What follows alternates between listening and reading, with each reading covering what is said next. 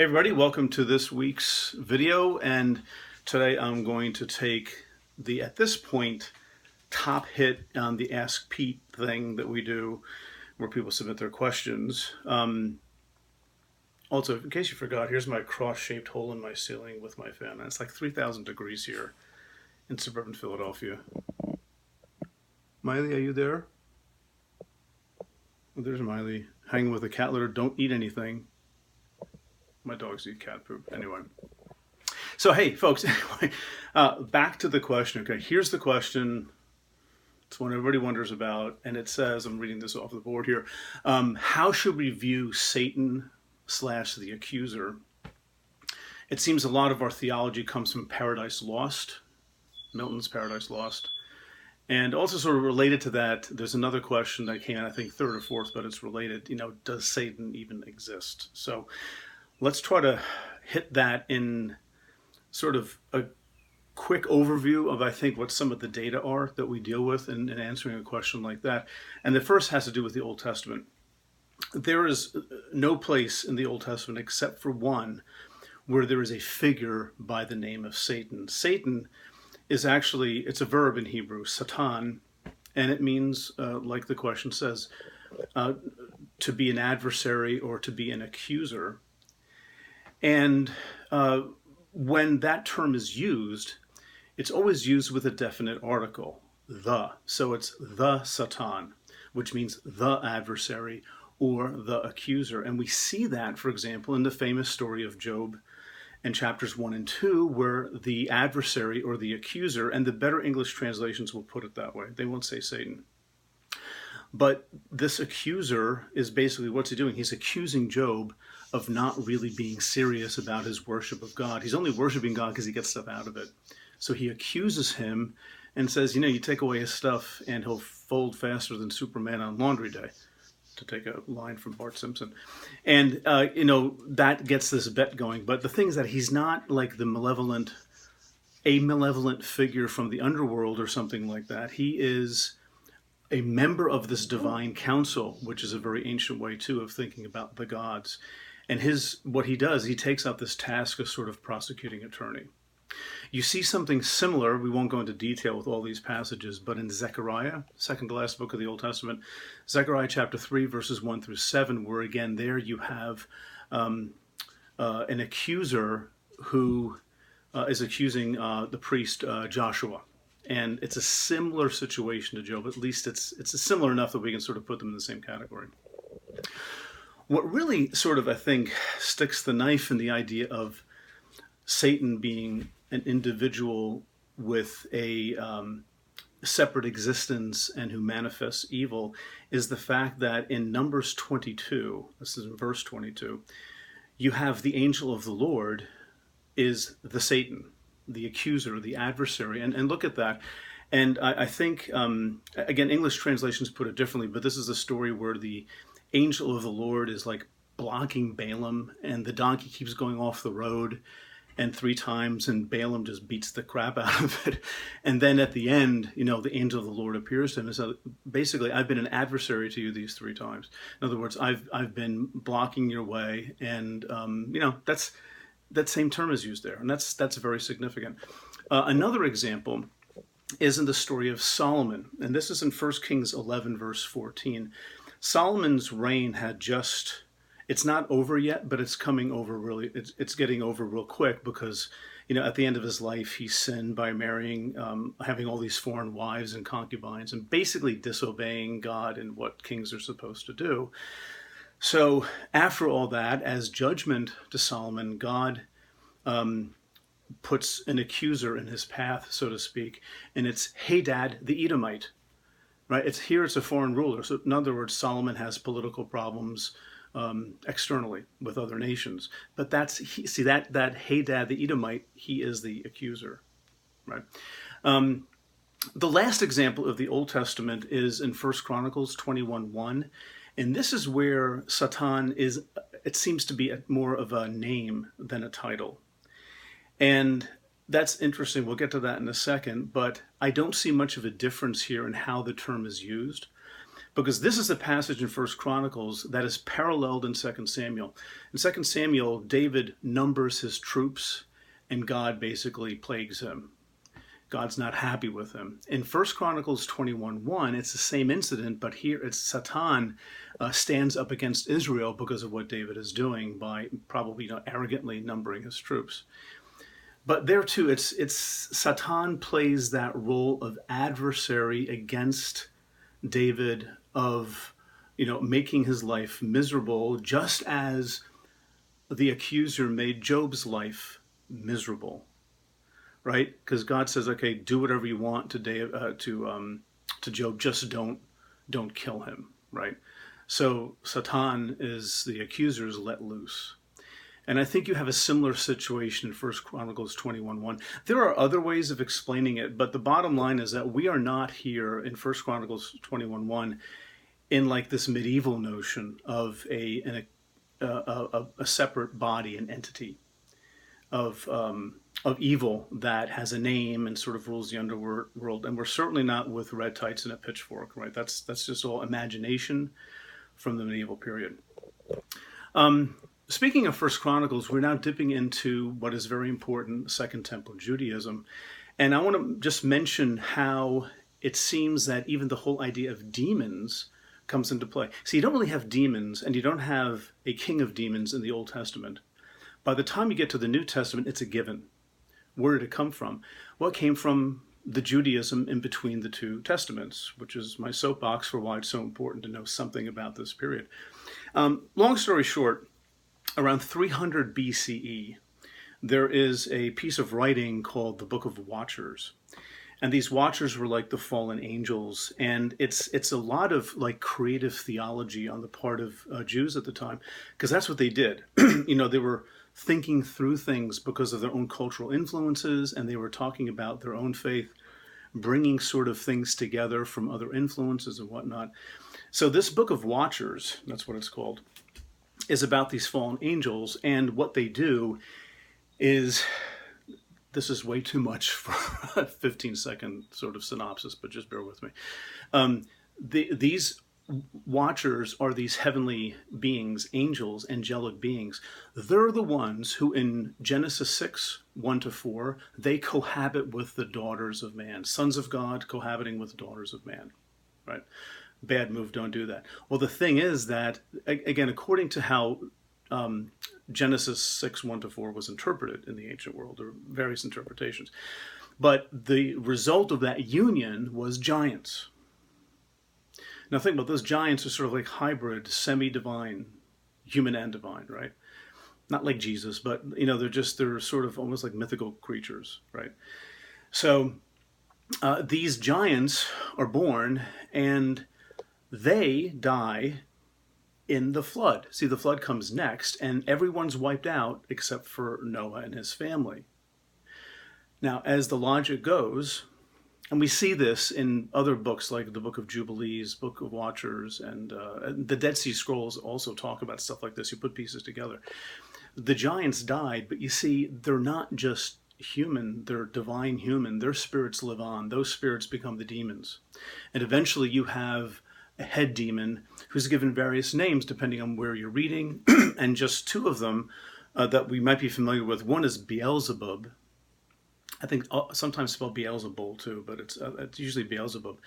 And also another by the name of Mastema, right? There'll be no test on this. You don't have to know this, but it's just other names. But another name came to be associated with this Old Testament idea of being an adversary. Satan. See, this is where Satan really becomes a personal figure during the Second Temple period. And that's, demons, became a very active part of Second Temple Judaism, probably for a number of reasons, but one is worth highlighting, I think, and it's this. Again, there's so many moving parts here, but it's a great question. As Judaism developed after the exile, Judaism became more and more decidedly monotheistic. If you've read some of my stuff, in the Old Testament itself, the Israelites didn't seem to be really monotheists, maybe hints of it here or there, but for the most part, they were monolatrists. In other words, they never said there's only one God. There's only one God for us, but there are other gods out there. Monotheism is there are no other gods, there's only one. Monolatry means you have your God and you say your God's the top God, but other gods do exist. As Judaism developed in time, monotheism became the way to think about God, and certainly by the time you get to the New Testament, it's monotheism is there. But see, monotheism raises a problem, a philosophical problem, and it's this. If you have multiple gods and bad things happen, you can just say, well, this God was mad at that God and they're going after each other, or this God's winning and it's bad for us, blah, blah, blah. You can blame God on these gods who are going at it. If you're a monotheist and bad things happen, horrible things happen, you don't have anybody else to blame because you've got a God who's almighty, who's all-knowing, right, and who's all-loving. This is how the problem of evil begins, because you can't really blame it on anyone else. So is God good? Whatever.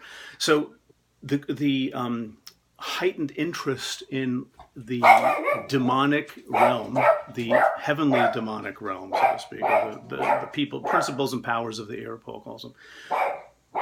Miley is doing an exorcism, I think. I think she needs to be exorcised, quite frankly. Hey, Miley, shut up. Anyway, yeah, so this is how demons probably came to be started, because at least they're now, and Satan too, because now you have a buffer at least. You can blame somebody in some provisional way, and you can't sort of put all evil on God's lap. Now, God tolerates Satan and tolerates the demons, but not forever. And see, that brings us to the New Testament. The New Testament, you know this, I think, just reading the Gospels or anything, Satan and the demonic realm are a given. No question about that. But the significance of Jesus' exorcisms is that now the arch enemy of God is finally being put down. So in other words, when Jesus exorcises demons, it's a sign of the kingdom of God has come. It's now among you. It is an eschatological move. It's not just like a trick or whatever, but it's an eschatological move. And that really ties into Second Temple Judaism. We read these exorcism passages, and I'm like, I'm not sure I really believe that. But the point is that what it's saying about Jesus is, wow, okay, this guy is serious, right? This is someone who comes from God. But remember, Mark's gospel, like an exorcism happens right in the first chapter, and the people say, who is this? Even the demons obey him. Even the demons are afraid of him, whatever the language is there. But you see, that means a lot in Second Temple Judaism, because these are symbolic of, well, the only one who can get rid of these is the rule of God, which will happen one day. My goodness, it's happening right now among us. So I think that's the thing. But the bigger issue is whether I think, or any of us think, that there is a Satan and that there are demons, and I think there's evil. I don't think that there is a literal Satan. Did the gospel writers? It seems like they did. And that brings us to a typical theological conundrum for us, which, I sort of embrace the opportunity to think through this. I haven't thought through it fully, by the way. But, Jesus, okay, Son of God, but that didn't make Jesus somehow no longer a product of his day. Jesus was thoroughly Jewish. And part of Jesus' thoroughgoing Jewishness might be this notion of an active demonic realm. So in other words, maybe there's a Jesus as a product of Second Temple Judaism is something we should take very, very seriously, and not just sort of say, well, Jesus said something and it has to be true.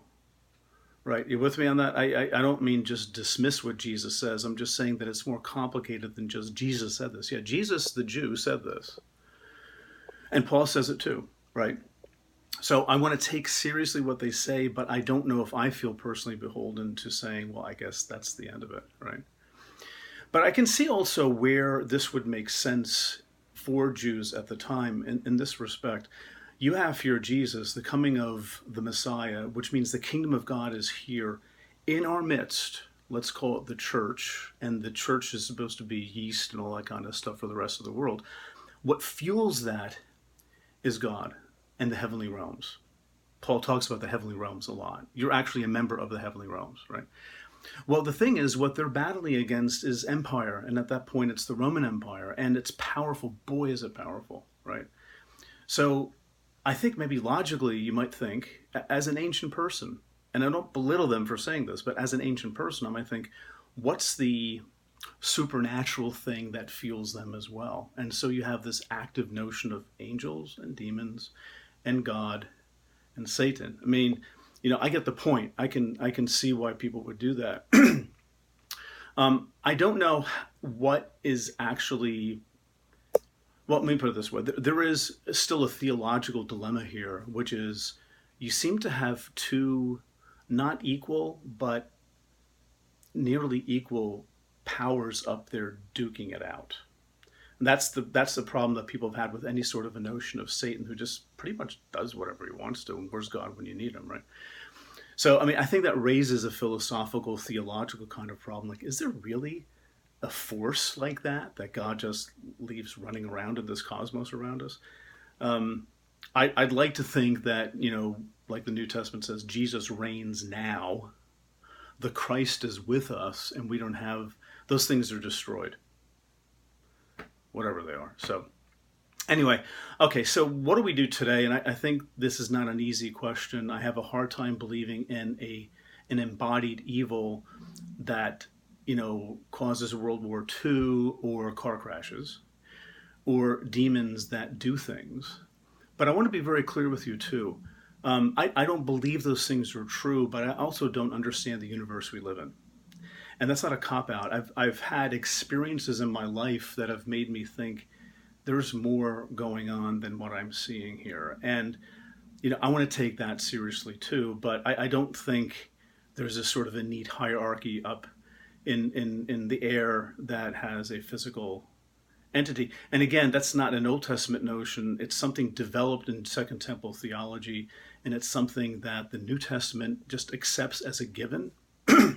Just like it accepts synagogues and the reality of the Roman economy. It's part of their culture, not all of which we take on as we think theologically today.